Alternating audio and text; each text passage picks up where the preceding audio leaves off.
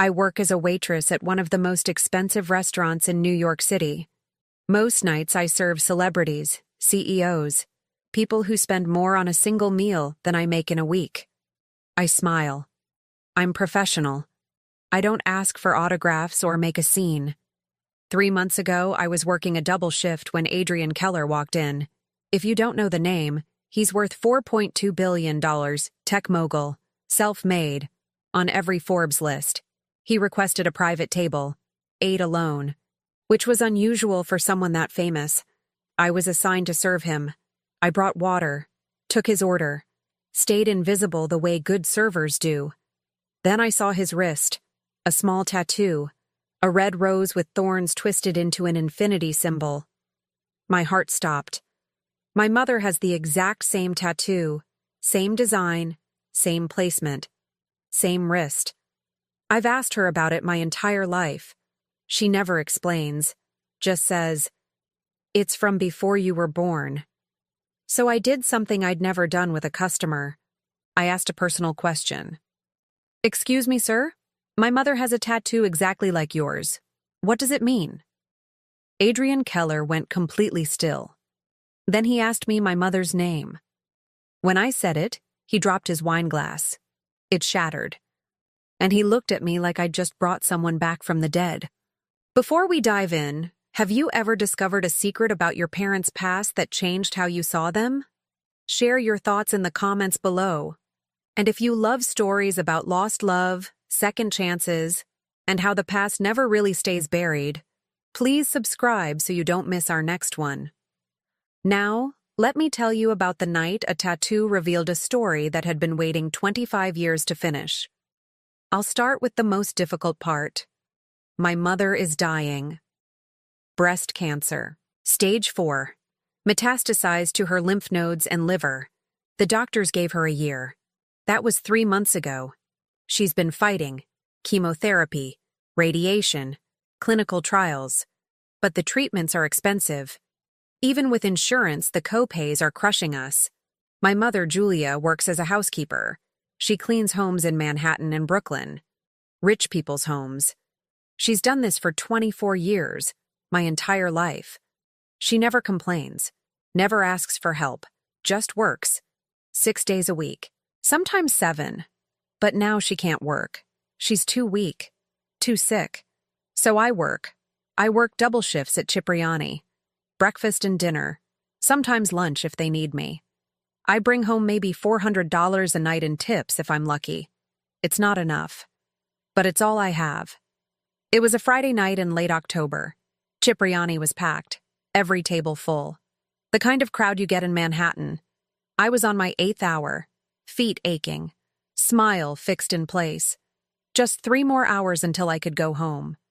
Josh, the floor manager, pulled me aside. "Lucia, table 12, VIP. He asked for privacy and the best server we have. That's you." "Who is it?" "Adrian Vale." I knew the name. Everyone did. Tech billionaire, self-made, German immigrant who'd built a software empire from nothing. "He's eating alone?" I asked. "Apparently. He requested the private corner table. No fuss, just service." "Got it." I grabbed a water pitcher. Walked to table 12. Adrian Vale sat with his back to the wall. Mid-40s maybe. Dark blonde hair starting to go gray. Well-dressed, but not flashy. Charcoal suit. No tie. He was reading something on his phone. Looked sad. That was the word that came to mind. Sad. "Good evening, sir. My name is Lucia. I'll be taking care of you tonight. Can I start you with something to drink?" He looked up. Tired eyes. "Red wine. Whatever you recommend." "The Barolo is excellent." "That's fine." I poured water, set down bread. He barely noticed. Just stared out the window at the Manhattan skyline. Wealthy people eating alone always made me sad. You have everything, but you're sitting in an expensive restaurant by yourself on a Friday night. What's the point? I brought the wine, took his order. Filet mignon, medium rare, asparagus, simple. "Thank you," he said quietly.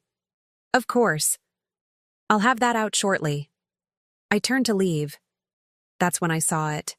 His left hand resting on the table, and on his wrist, visible as his sleeve pulled back slightly, a tattoo.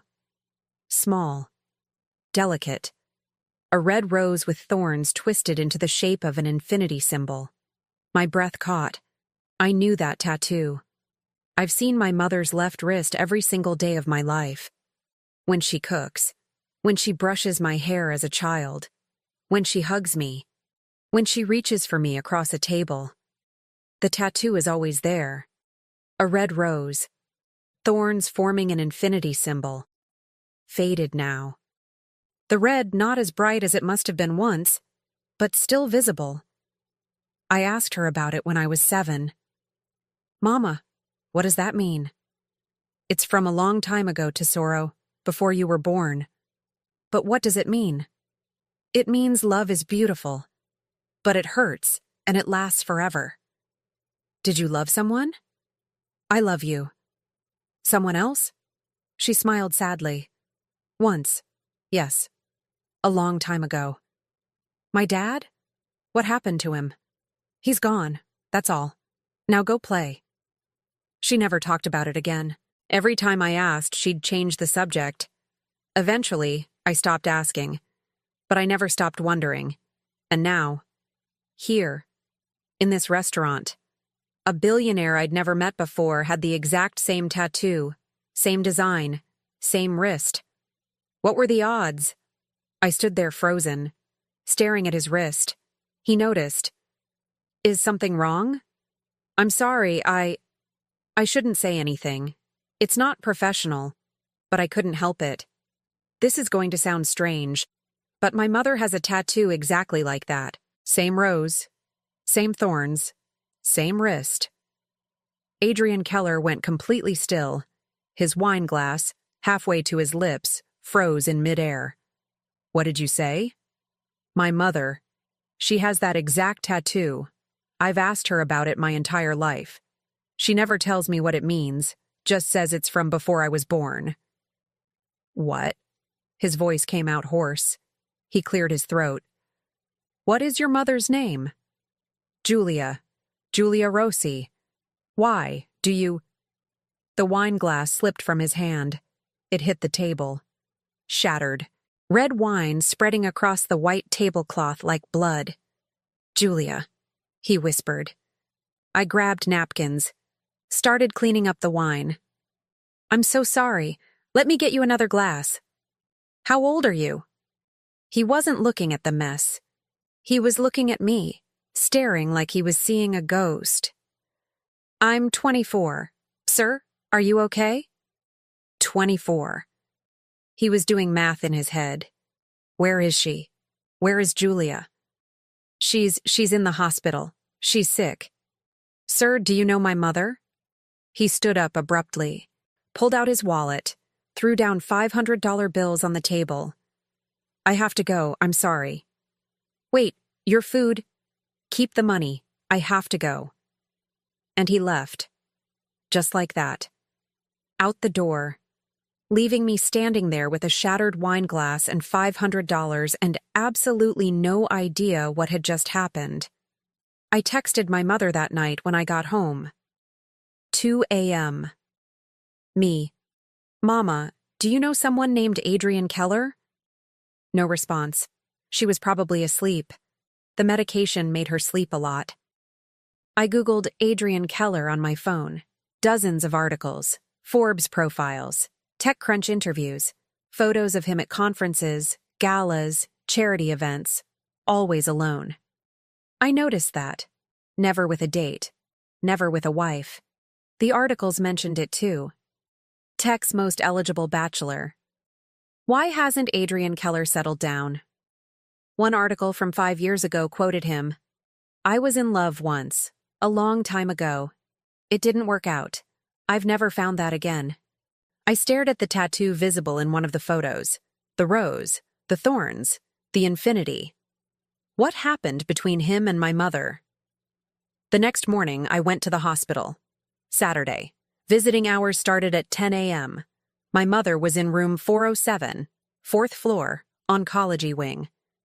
She was awake, sitting up in bed, bald from chemotherapy, thin, an IV in her arm, but she smiled when she saw me.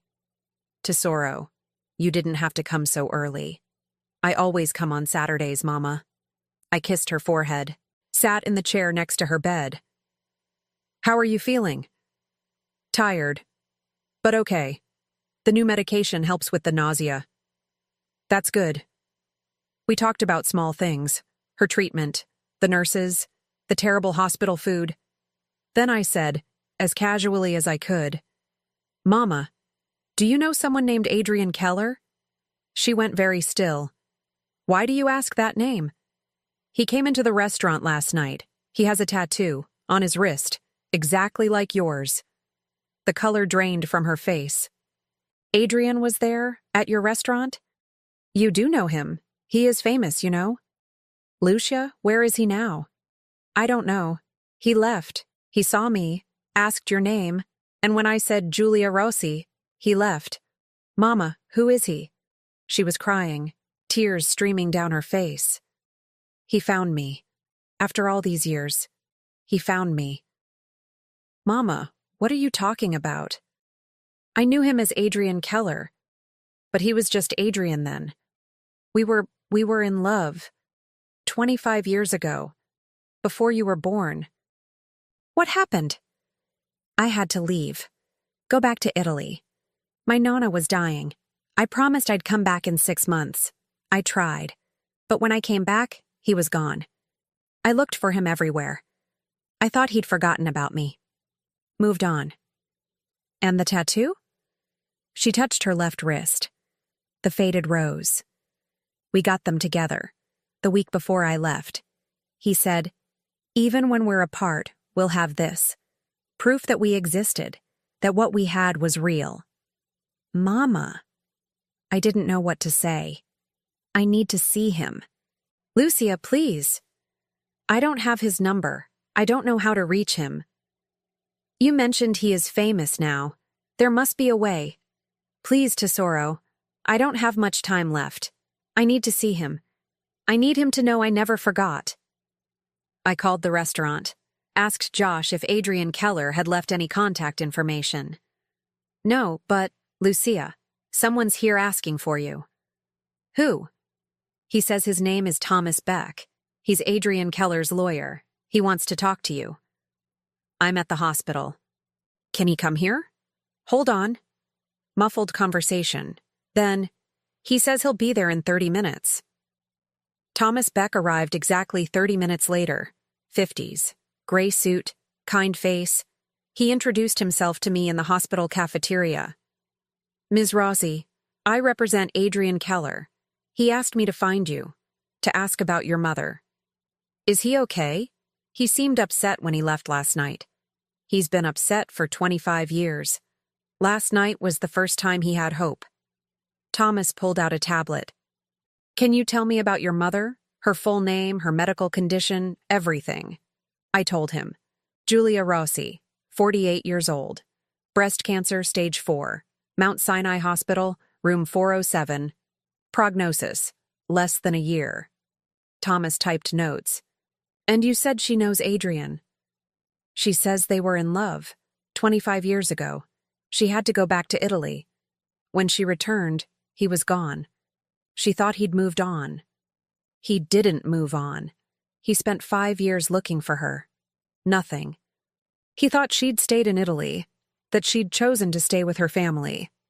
They both thought the other gave up. Exactly. Thomas closed the tablet. Adrian wants to see her. With your permission. She wants to see him too. When? Now. Today. As soon as possible. She's dying, Mr. Beck. She doesn't have time to wait. Understood. I'll bring him this afternoon. 3 hours later, there was a knock on the door of room 407. I opened it. Adrian Keller stood there. Same charcoal suit from last night, but his face looked different. Older. More tired. Nervous. Is she?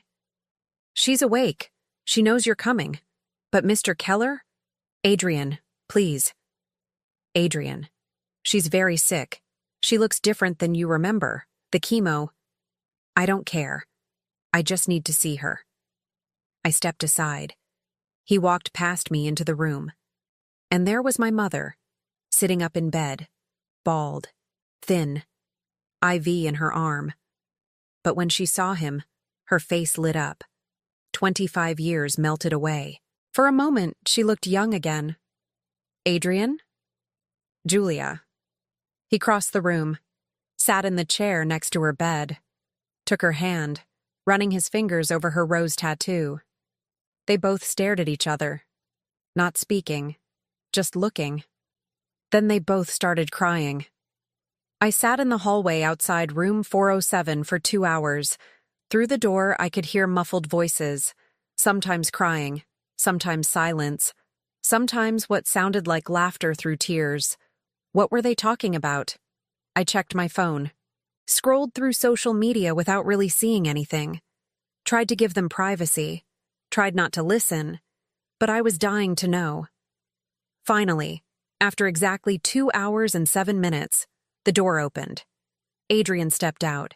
His face was pale, eyes swollen and red. He looked like someone had just told him the world was ending. Is she okay? I stood up quickly. Is my mother...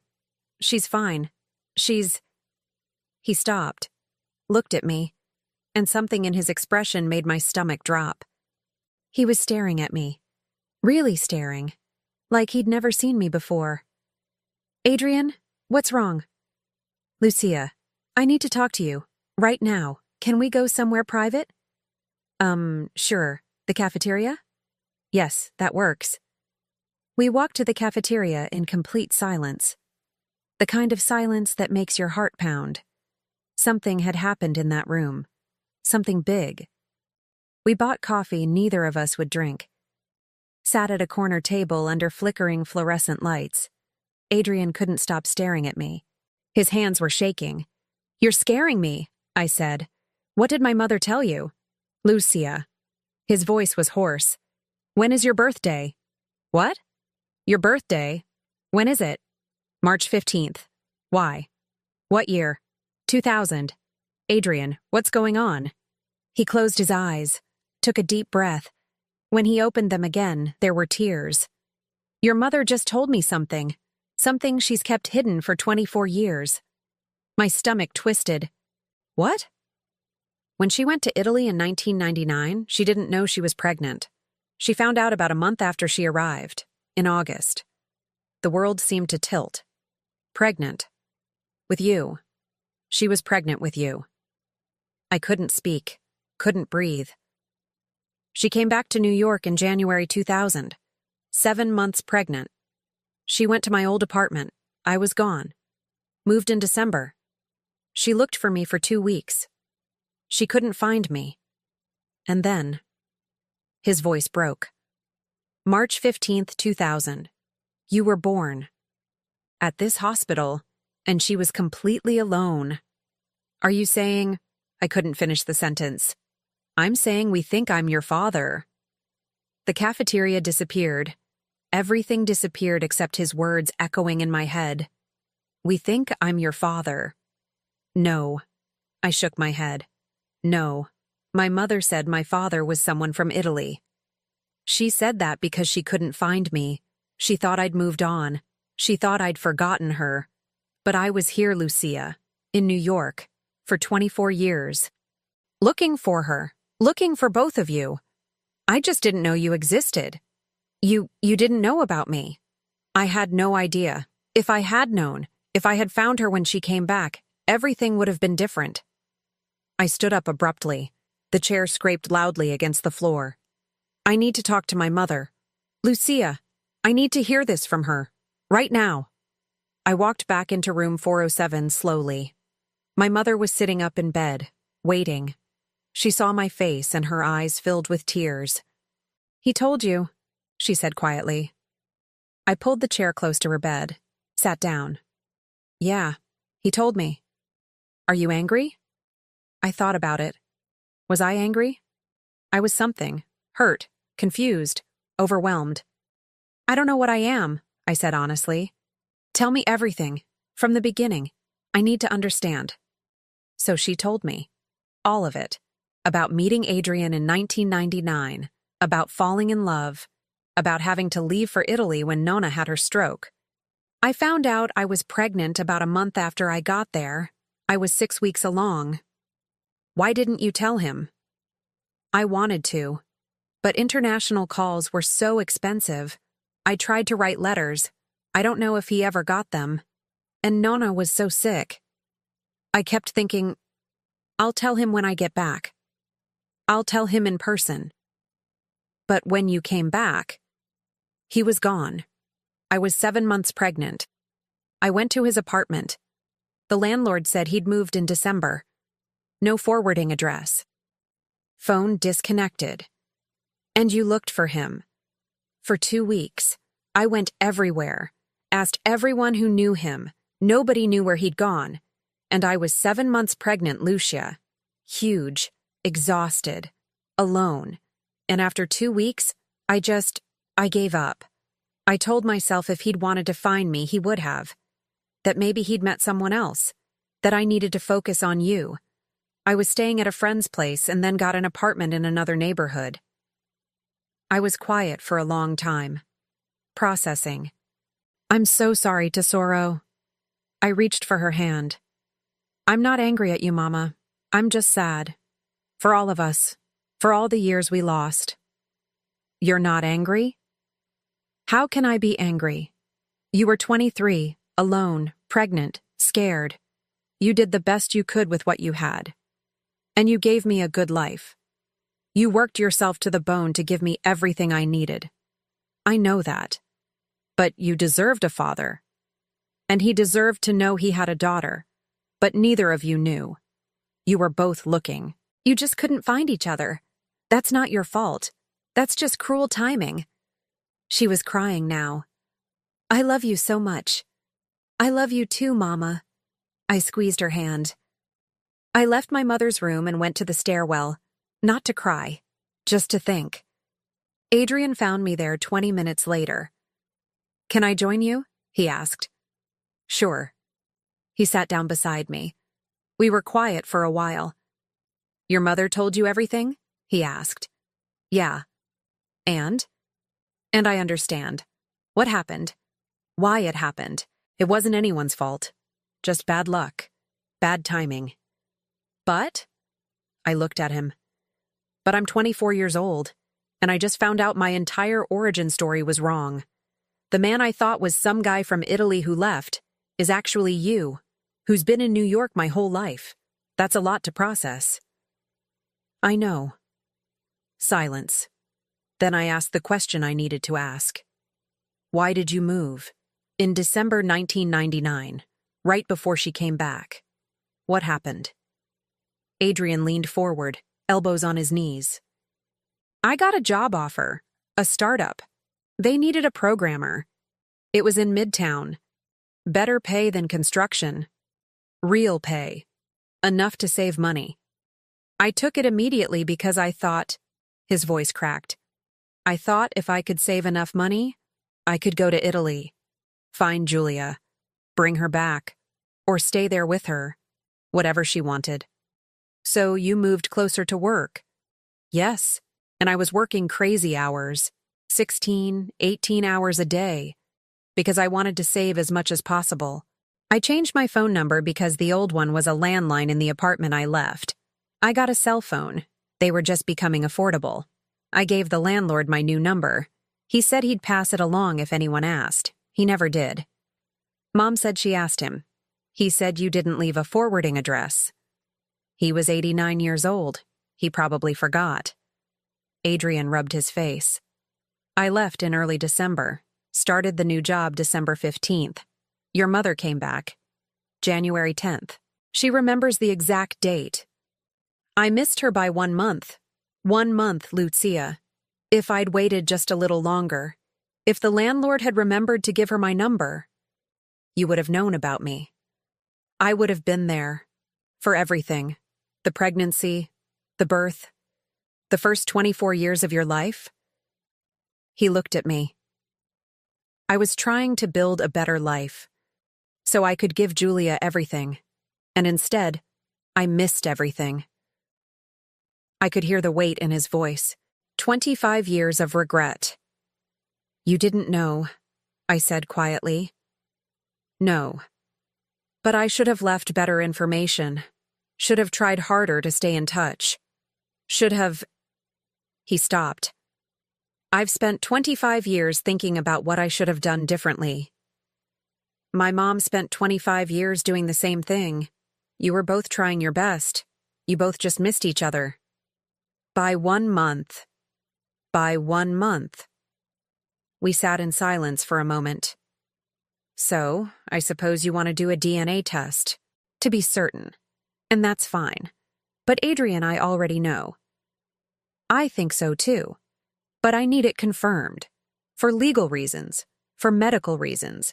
And because I need to be absolutely certain before I... He stopped. Before you what? Before I let myself believe it.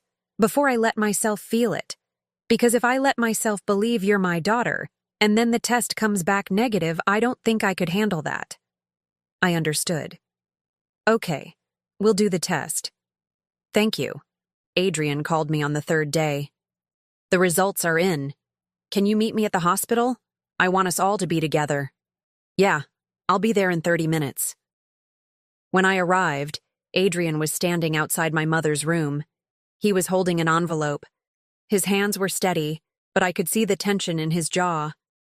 Ready? He asked. As ready as I'll ever be. We walked in together. My mother sat up straighter when she saw us. Adrian opened the envelope, read the first page silently, then looked up at me. 99.9% probability of paternity. His voice was calm, but his eyes were wet. Lucia, you're my daughter. Oh my God. Come here, Tesoro. My mother opened her arms to hug me, we both with tears in our eyes. I looked at Adrian, barely holding himself. You can come too. He seemed surprised, hesitated, but then he joined our embrace. All 3 of us crying. What happens now? I asked as we moved away. Now I fix this. As much as I can. He looked back toward the room. Toward my mother. I lost so many years. I'm not losing whatever time is left.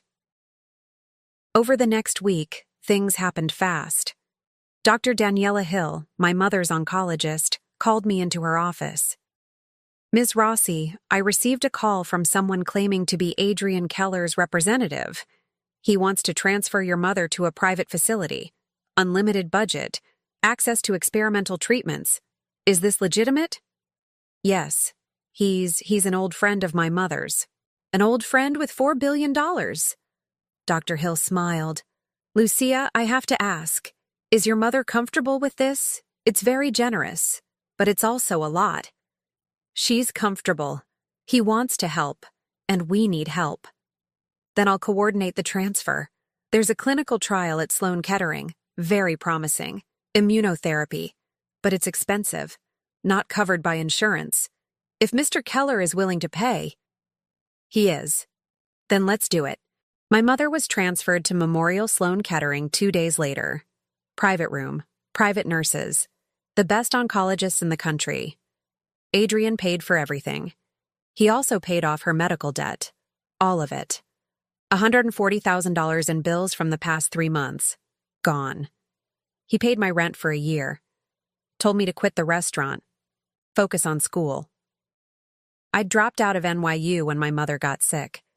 Couldn't afford tuition and her medical bills. Go back, he said. Finish your degree. Your mother wants that for you. I can't accept this. It's too much. It's not too much. It's 24 years too late. I watched them together over the following weeks. Adrian visited every day, sometimes twice a day. He'd sit with her for hours, holding her hand, talking, laughing, crying. They told each other everything, the 25 years they'd missed. Adrian told her about building his company, the long hours, the loneliness, how he'd never married because no one ever felt like her. Julia told him about raising me, the struggle, The fear. We were in the same city for 25 years, and we never crossed paths. Until now. Until Lucia. They both looked at me. I was sitting in the corner, pretending to read. She saved us, Julia said. Our daughter saved us. The immunotherapy worked. Not perfectly. Not a cure. But after 3 months, Dr. Hill had news. The tumors are shrinking, not gone, but significantly smaller. We're calling this a remission. Mom cried. So did I. So did Adrian. How long? Mom asked. I can't promise anything, but with continued treatment, you could have years. Not months. Years. Years. She looked at Adrian. We have years. We have whatever time you'll give me, he said. 6 months after that night in the restaurant, Adrian proposed. Not in a fancy restaurant, not with a big production, just in her hospital room, on a quiet Tuesday afternoon. I should have asked you 25 years ago, he said. I should have put a ring on your finger and never let you get on that plane to Italy. But I was young, and stupid, and scared. I'm not scared anymore. Julia Rossi, will you marry me? She said yes. They got married a month later. Small ceremony. Just me, Thomas Beck, Dr. Hill, and a few nurses who'd cared for Julia. She wore a simple white dress. Adrian wore a suit. They stood in the hospital chapel and promised forever. This time they meant it. 2 years later. My mother is still alive. The cancer is still there. But stable. Managed. She goes to Sloan Kettering once a month for treatment. The rest of the time, she lives. She and Adrian bought a house in Connecticut. On the water. She always wanted to live near the ocean. They travel when she's feeling strong. Italy, Germany. Places they'd left behind decades ago. I finished my degree at NYU, graduated last spring.